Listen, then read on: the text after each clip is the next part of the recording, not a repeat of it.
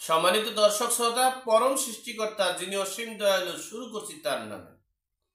আজকের বিষয়, যে কারণে 25শে মার্চ বাংলাদেশে একটা ঘটনা ঘটতে যাচ্ছে, সেখানে এই অন্তর্বর্তীকালীন সরকারের কি অবস্থা হতে পারে বা কি অবস্থা হওয়ার আশঙ্কা করা যাচ্ছে, সে বিষয়ে আপনাদের সাথে সংক্ষেপে শেয়ার করছি। দেখেন,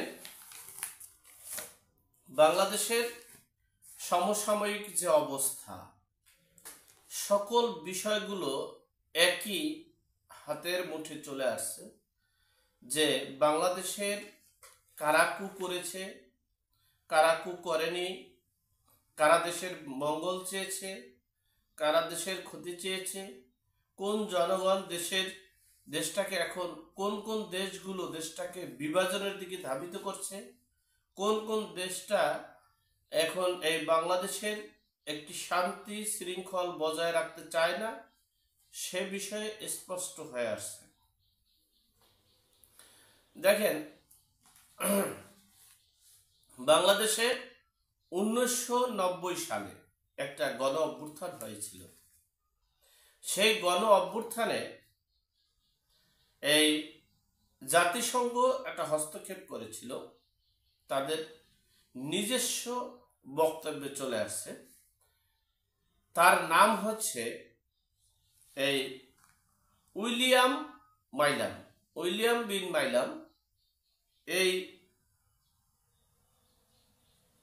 এই উইলিয়াম বিন মাইলাম তিনি সেই আন্দোলন সংগ্রামে নাকি অনেক গুরুত্বপূর্ণ ভূমিকা রেখেছিলেন। এরপরে বাংলাদেশে যে সরকার গঠন করা হয়েছে বিএনপি, সেখানেও তার হস্তক্ষেপ ছিল, তার সহযোগিতা ছিল এবং দেশের অবস্থান সেটা ছিল। কিন্তু উইলিয়াম বিন মাইলাম বলেছেন, আমরা যেটা চেয়েছিলাম সেটা করতে পারিনি। এরপরে আমি বিগত 10 বছর এই বাংলাদেশের টাইমটা বলে নেই, অর্থাৎ 2008-এর পরই মনে হয়, 2008-এর পর হলো 10 বছর, 18 সাল, অর্থাৎ 10 বছর তিনি বাংলাদেশে পাসপোর্ট ভিসা পাননি। তার সরকার যখন এই জাতিসংঘে ক্ষমতায় এসেছে, মহাসচিবের ভূমিকায় গিয়েছে, তখন তিনি আবার বাংলাদেশের ভিসা পাসপোর্ট পেয়েছেন। তার একটা ছোট্ট সংস্থা আছে, সেই সংস্থার মাধ্যমে গত 5 বছর যাবৎ তিনি কাজ করেছেন গণতন্ত্র রক্ষার জন্য। অর্থাৎ বাংলাদেশে গণতন্ত্র নেই, ভোট অধিকার নেই, দেশের মানুষ ভোট দিতে পারে না। সেই ভোট অধিকার, গণতন্ত্র রক্ষার জন্যই তারা আপ্রাণ চেষ্টা করেছেন, কাজ করেছেন এবং অর্থ দিয়েছেন। পাশাপাশি তিনি আরো বলেছেন, এই উইলিয়াম বিন মাইলাম বলেছেন যে বিভিন্ন ছোট ছোট সংস্থাগুলো এই গণতন্ত্রের জন্য অনেক অর্থ দিয়েছেন। এরপরে তার আরেক সহযোগী, তিনি হচ্ছেন জন ডেনি লেভিস। এই জন ডেনি লেভিস তিনি বলেছেন যে আমি এই অন্তর্বর্তীকালীন সরকার যে অবস্থানে এখন এসেছে, সেখানে এই দেশে গত 15 বছরে গণতন্ত্র ছিল না। গণতন্ত্র পুনরুদ্ধারের জন্য আমি দীর্ঘদিন কাজ করেছি, অর্থায়ন করেছি। এরপরে আমি এই ডেনি লেভিস তিনি বলেছেন, এমনকি উইলিয়াম মাইলাম বলেছেন, আমরা 2007 এবং 8 এই 7-8 সালে আমরা একটা ভুল করেছিলাম। সে ভুলটা হয়েছে যে এই সামরিক শাসনের উপরে আমাদের আস্থা ছিল। আমরা সম্পূর্ণ আস্থা সেনা প্রধান সামরিক শাসনের উপরে রেখেছিলাম বিদেই বাংলাদেশের গণতন্ত্র আবার পুনরুদ্ধার করতে পারেনি। সেনাবাহিনী হুট করে একটা নির্বাচন দিয়ে দিল। নির্বাচনের মাধ্যমে আমাদের যে কাঙ্ক্ষিত লক্ষ্য, সেই কাঙ্ক্ষিত লক্ষ্য পূরণ করতে পারেনি। এটা আমাদের ব্যর্থতা। এই উইলিয়াম বিন মাইলাম এই ব্যর্থতার স্বীকার করেছেন। এরপরে এই 10 বছর যাবৎ তাদের পাসপোর্ট ভিসা বাংলাদেশে আসার ঢোকার সুযোগ ছিল না, অর্থাৎ 18 সাল পর্যন্ত। এরপরে তারা বাংলাদেশে ঢুকলো। বাংলাদেশে ঢুকে কুটকুট করে আস্তে আস্তে তারা কাজ করেছে। সাংবাদিকরা এক প্রশ্নের জবাবে প্রশ্ন করেছেন যে আপনারা তো জাতিসংঘ এত শক্তিশালী, এত কাজ করতে পারেন, এত ভূমিকা রাখতে পারেন, তাহলে আপনারা কেন সুদান, ইরাক, ইরান, ফিলিস্তিনি এখানে আপনাদের অতটা সফলতা দেখি না? কারণ কি? সেই প্রশ্নের জবাবে তারা বলেছেন, ওখানে আমাদের হস্তক্ষেপ ছিল না, আমরা ওখানে ক্ষমতা দেখাইতে যাইনি। কিন্তু বাংলাদেশে আমরা 5 বছর চেষ্টা করেছি। এই 5 বছরের চেষ্টার সফলতা আমাদের হয়েছে। আর সেই সফলতার জন্যই আমরা এই ডক্টর মোহাম্মদ ইউনূসকে অন্তর্বর্তীকালীন সরকারের প্রধান উপদেষ্টা করতে পেরেছি। এখন আমার আপনাদের প্রশ্নের জবাবগুলো আপনারা গণমাধ্যমে গত 15 দিনে, অর্থাৎ 15 দিন বলতে অর্থাৎ 28 তারিখ থেকে আজকে 11 তারিখ, অর্থাৎ এই 12 দিনের যে প্রশ্নগুলো ছুটে বেড়াচ্ছে, সকল প্রশ্নের জবাবগুলো মনে হয় আমি এখান থেকে দিতে পারছি আপনাদের। 1 নম্বর প্রশ্ন হচ্ছে, তারা অর্থ কোথায় পায় কিংস পার্টিরা? কিংস পার্টির অর্থ হচ্ছে, ডোনাল্ড ট্রাম্প বলেছেন মার্কিন যুক্তরাষ্ট্র থেকে টাকা যাচ্ছে। এরপরে জাতিসংঘ প্রকাশ্যে তো বলেছেন, আমরা এই উইলিয়াম বিন মাইলাম তিনি তো প্রকাশ্যে বলেছেন আমরা অর্থ দিতেছি, এবং অন্যান্য দেশগুলো, ছোট ছোট সংস্থাগুলো অর্থ দিতেছে। এটা চলে আসছে আমাদের অর্থের কথাটা। এরপরের প্রশ্ন ছুটে বেড়াচ্ছিল যে এই বাংলাদেশে ভারতপন্থী থাকবে না, পাকিস্তানপন্থী থাকতে পারবে না। তাহলে এই বাংলাদেশে কিসের পন্থী থাকবে? প্রমাণ পেয়েছেন আপনারা। বর্তমান জাতিসংঘের মহাসচিব plus Volker Turk plus William Bean Milam plus John Daly Lewis, এদের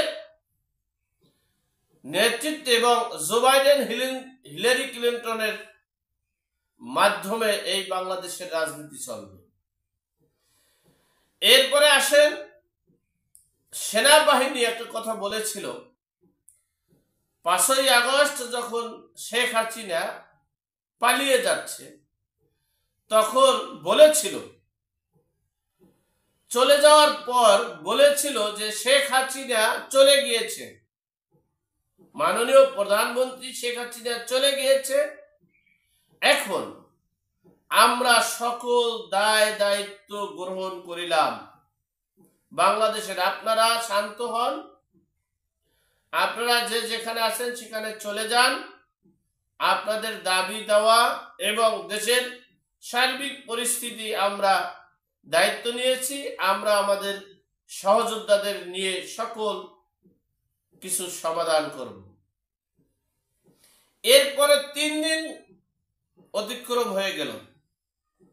এই কথা বলার পরপরই এই ভলকার তুর্ক আর এই উইলিয়াম বিন মাইলাম, জন ডেনি লেভিস, এই 3 জনের বৈঠকে তারা পূর্বে কিন্তু বলেছে যে আমরা সেনাবাহিনীর উপরে সম্পূর্ণ আস্থা রাখার কারণে আমরা ব্যর্থ হয়েছি, বিদায়ী এই বাংলাদেশের সেনাবাহিনী উপরে আস্থা রাখতে পারি না। সেনাবাহিনীকে প্রেসার কিক করেছেন।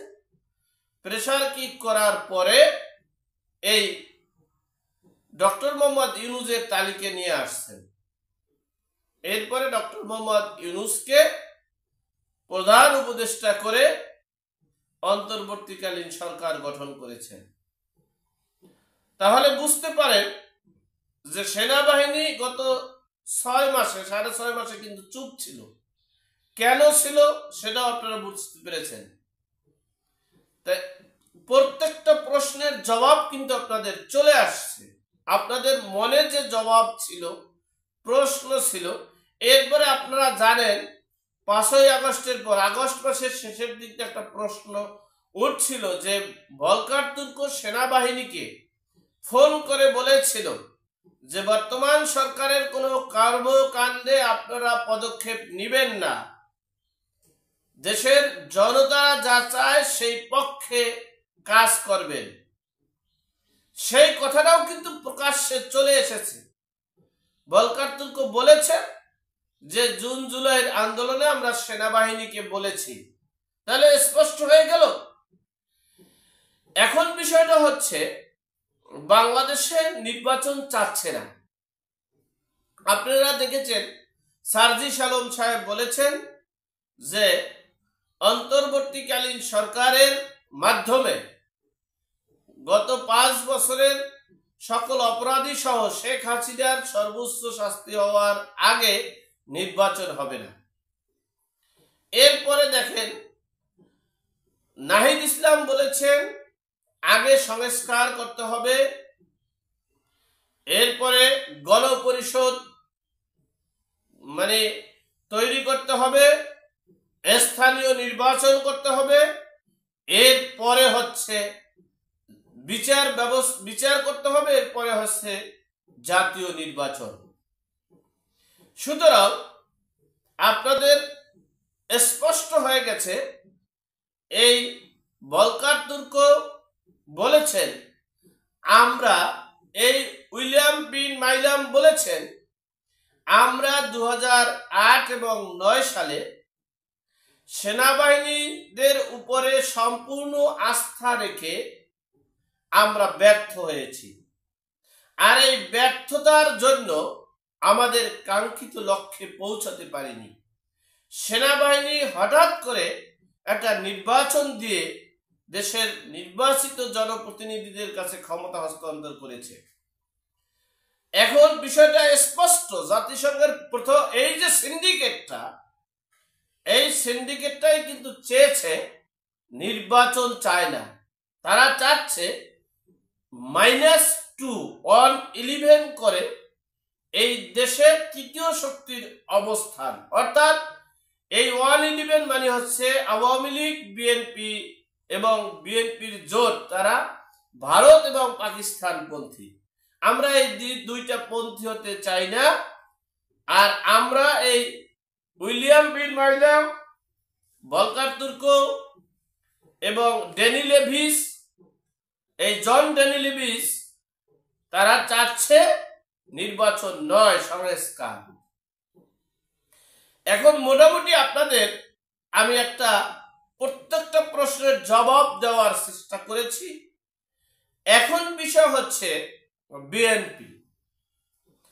বিএনপি এই ফাঁদে পা দেওয়ার কারণে, বিএনপি এই চক্রের কাছে সংযুক্ত থাকার কারণে তারা গত 15 বছর আন্দোলন সংগ্রাম ওইভাবে করেনি, দেশের একটা ভালো কিছু পাবে মনে করে এরপরে এই বিএনপির ব্যর্থতার কারণে এই পতিত সরকার 15 বছর ক্ষমতা গ্রহণ করেছে। আওয়ামী লীগ 15 বছর সরকারের ছিল। এখন এই বিএনপি ভুল সিদ্ধান্ত, ভুল ডিসিশন, ভুল চিন্তা চেতনা, ভুল কর্মের কারণে আবারও বিপদগামীর দিকে হাঁটছে বাংলাদেশ। এখন বিষয়টা হচ্ছে, সর্বোপরি কথা হচ্ছে, ভারত আমাদের প্রতিবেশী রাষ্ট্র, পাকিস্তান আমাদের প্রতিবেশী রাষ্ট্র। ভারত এবং পাকিস্তান অথবা ভারতের সাথে সংঘর্ষ করে জাতিসংঘ আমাদেরকে কতটুকু সফল করে দিতে পারবে সেটাই এখন দেখার বিষয়। সব দিক থেকে 25 তারিখের একটা হুঙ্কার আসছে, তবে সেটা সময় আগে পিছিয়ে হতে পারে। আমরা বাংলাদেশের পরাজিত শক্তি সহ কোন রাষ্ট্রের, এই স্বাধীন রাষ্ট্রে অন্য কোন রাষ্ট্রের হস্তক্ষেপ চাই না। আল্লাহ আমাদের সকলকে সঠিক জ্ঞান দান করার তৌফিক দান করুক, আমিন। আসসালামু আলাইকুম।